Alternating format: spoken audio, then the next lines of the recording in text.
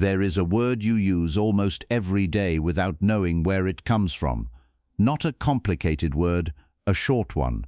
4 letters. You have said it thousands of times in your life. To describe something forbidden, something shameful, something polite society refuses to discuss. The word is taboo, and it comes from the Polynesian word tapua, which translates directly and without ambiguity into one thing: menstruation. The most universal word for forbidden in human language was literally invented to describe a woman's period. Think about what that tells you. Not about women, about the world that named it.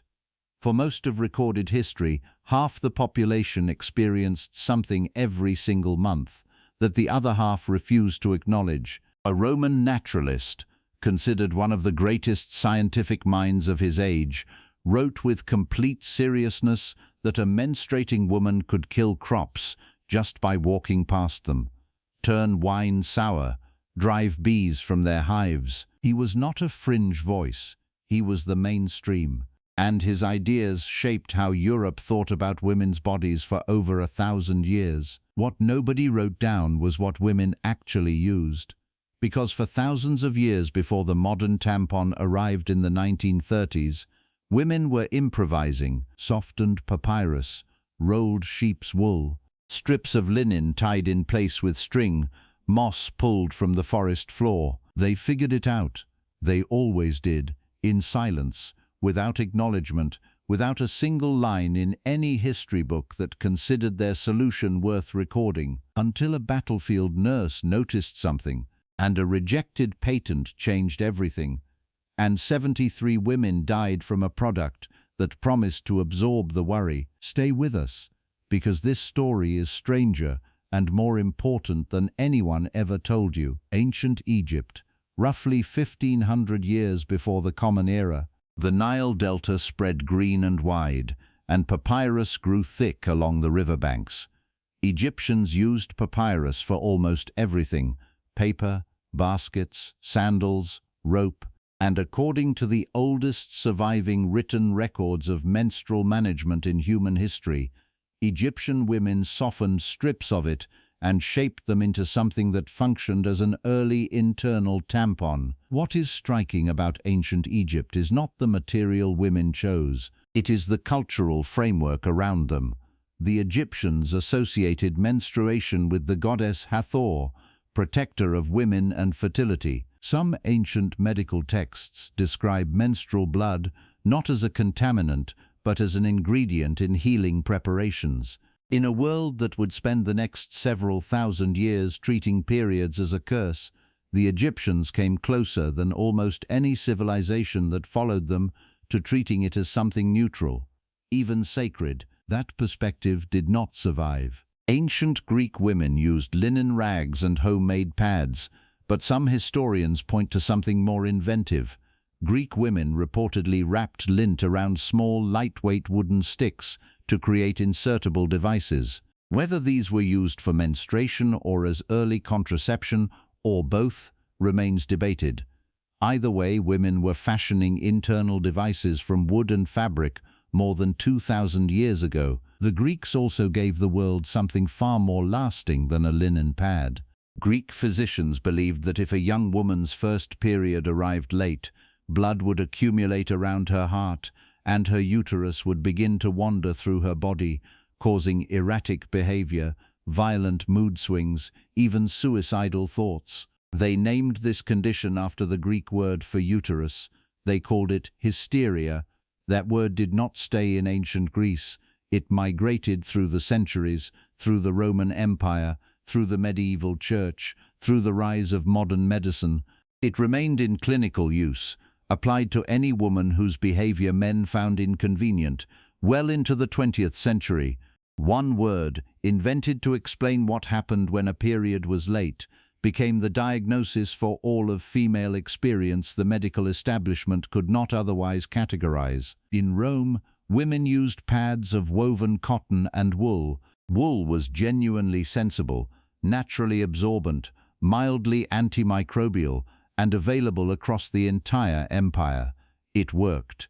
The culture around it did not. Because Rome also produced Pliny the Elder, who devoted an alarming number of pages in his encyclopedia to cataloguing the alleged powers of menstrual blood. Wine turned sour, bees abandoned hives, dogs went permanently insane.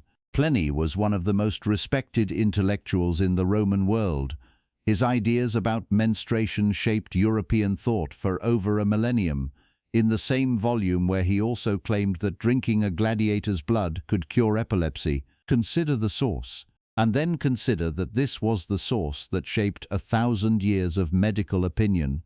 By the medieval period, menstruation had moved from being treated as dangerous to being treated as spiritually contaminating. The book of Leviticus states it plainly. A menstruating woman is unclean for 7 days. Anyone who touches her becomes unclean. Anything she sits on is contaminated. The Torah echoes this passage almost word for word.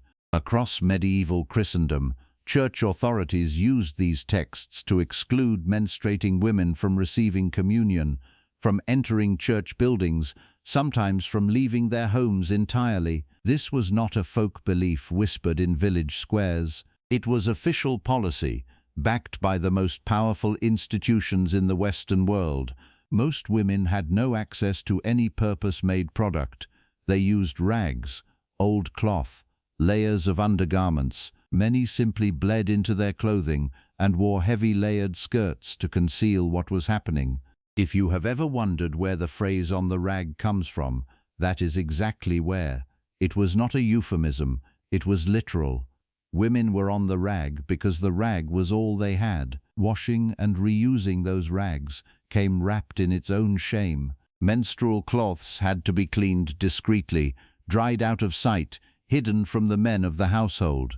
Managing a period in medieval Europe was not just physically uncomfortable, it was a monthly exercise in concealment. Here is what makes all of this particularly frustrating for historians. Throughout the medieval and early modern period, the only people with the education and platform to write about the human body were men. They wrote about war, they wrote about philosophy, they wrote about disease. They almost never wrote about menstruation, and when they did, it was to describe it as dangerous or spiritually corrupt. The result is a historical blind spot, so complete that researchers today trying to understand how women actually managed their periods before the 19th century are mostly working from fragments, guesses, and oral histories passed down through communities, the written record ignored entirely. The women figured it out, generation after generation, without acknowledgement, without credit, without a single line in the history books. The first commercial revolution, in 1914, a paper company called Kimberly-Clark had recently developed a material called cellucotton, a processed wood pulp wadding 5 times more absorbent than cotton at half the cost. When the United States entered the First World War, Kimberly-Clark supplied it to the military as field bandages. It performed brilliantly on the Western Front. The nurses stationed in those field hospitals noticed something else. The same material that managed a shrapnel wound also worked for a completely different kind of bleeding, one that nobody in the military supply chain had planned for. Nurses began using cellucotton surgical dressings as makeshift menstrual pads, quietly, practically, without asking permission, exactly the way women had been solving this problem for thousands of years, except that this time the material actually worked. When the war ended in 1918, Kimberly-Clark was sitting on a surplus of cellucotton with no obvious buyer. Then the letters from army nurses arrived, saying they had been using the bandages for menstrual management and that it worked better than anything they had ever tried.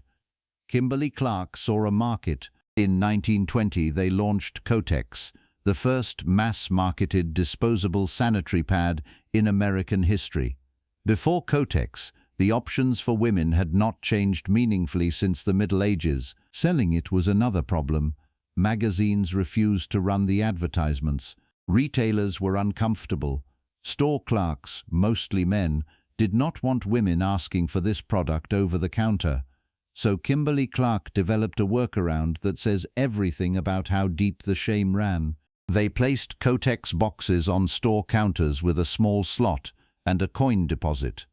A woman could walk in, drop her money in the box, take the product, and leave without ever speaking to another human being. A medical product used by roughly half the adult population had to be sold through a system specifically designed so that nobody would have to say what it was out loud. The rejected patent.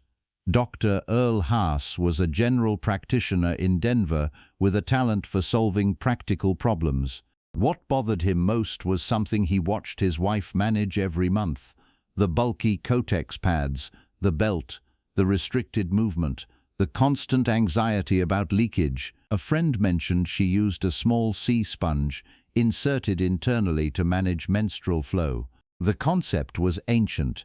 Greek women had done something similar with wool, but nobody had manufactured it at scale. Haas experimented. He compressed cotton into a tight cylindrical shape, attached a string for removal, and then designed the piece that would define his invention: two telescoping cardboard tubes as an applicator. The outer tube positioned the device. The inner tube pushed it into place. The woman's fingers never touched the cotton or her own body. That design choice was not accidental. In 1930s America, the idea of a woman inserting anything internally with her bare hands was considered medically and morally inappropriate by large portions of the establishment. The applicator was an engineering solution built around a social problem. It made the tampon not just functional, it made it acceptable. In 1931, Haas filed his patent. In 1933, he received it, named the product Tampax, and tried to sell it. Johnson & Johnson passed. Kimberly-Clark passed. Every company that reviewed it said the same thing. Internal menstrual products were too controversial. Women would not accept them. The moral objections would be too loud. Every one of those companies would spend decades regretting that decision. Haas sold the patent for $32,000 to a group of investors led by Gertrude Tenderich, a German immigrant and Denver businesswoman who saw clearly what the corporations had missed. She saw a product that offered women something pads never could: freedom of movement, freedom from belts and bulk, the ability to swim, to dance, to work a factory shift, to go about daily life without constantly managing a pad. Tenderich founded the Tampax Sales Corporation and began manufacturing the first commercial Tampax tampons herself, at home with a sewing machine. One woman, one machine, one product that was about to reach millions. By 1980, Procter & Gamble had built a product they believed would dominate the market. They called it Rely. Constructed from synthetic materials borrowed from the food industry, it could absorb nearly 20 times its own weight in fluid. The marketing campaign leaned into this with a slogan that would age catastrophically: "It even absorbs the worry." Procter & Gamble mailed an estimated 45 million sample packs directly to homes across the United States, unsolicited, without request. By 1980, Rely had captured 20% of the American tampon market. Women loved it. It worked exactly as advertised. Then women started dying. The Centers for Disease Control began investigating a cluster of cases involving young, previously healthy women presenting with sudden high fever, vomiting, a sunburn-like rash, and a rapid, dangerous drop in blood pressure. Some went into organ failure within days.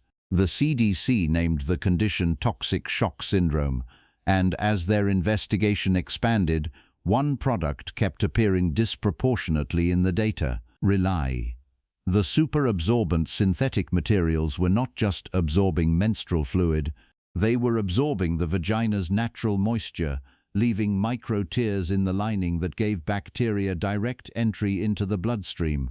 Between 1970 and 1980, the CDC confirmed 941 cases of toxic shock syndrome linked to tampon use. 73 women died.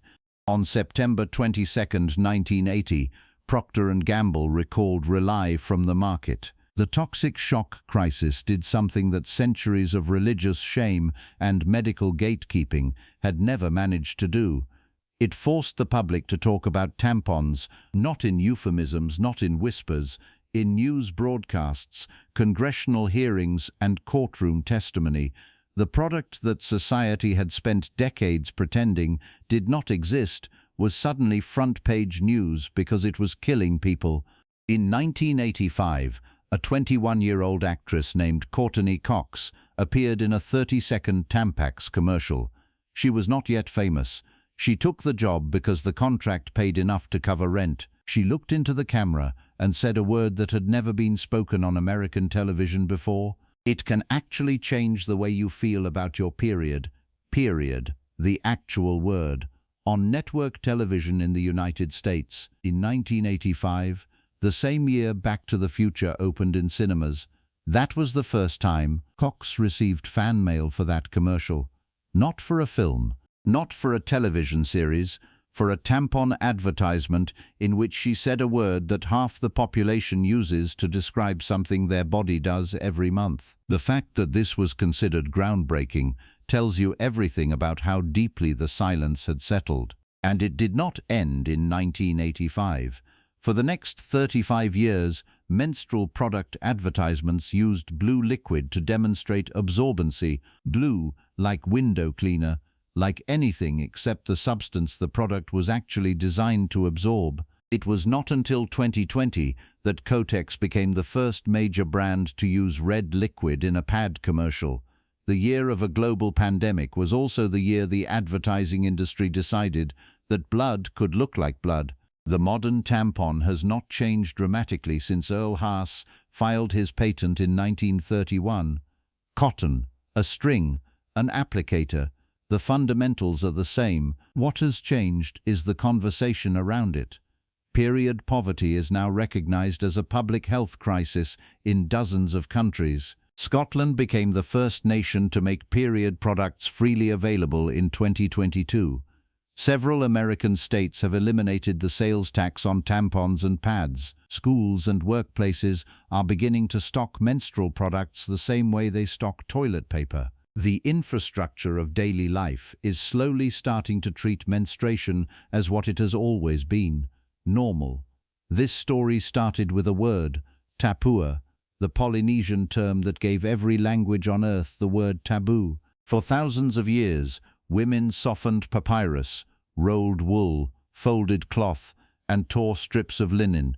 They managed something their bodies did every single month, in silence, under threat of exile, shamed by religious texts, dismissed by the men who wrote the history books, and told by their own doctors that managing it at all was a moral failing. It took a world war, a rejected patent, a woman with a sewing machine, a corporate disaster that killed 73 people, and a 21-year-old actress who needed rent money to get the world to say the word out loud. The product changed. The taboo is still catching up. If this is the kind of history you want more of, hit subscribe and ring the bell. We cover stories like this every week, the ones that got left out of the textbooks. We will see you in the next one.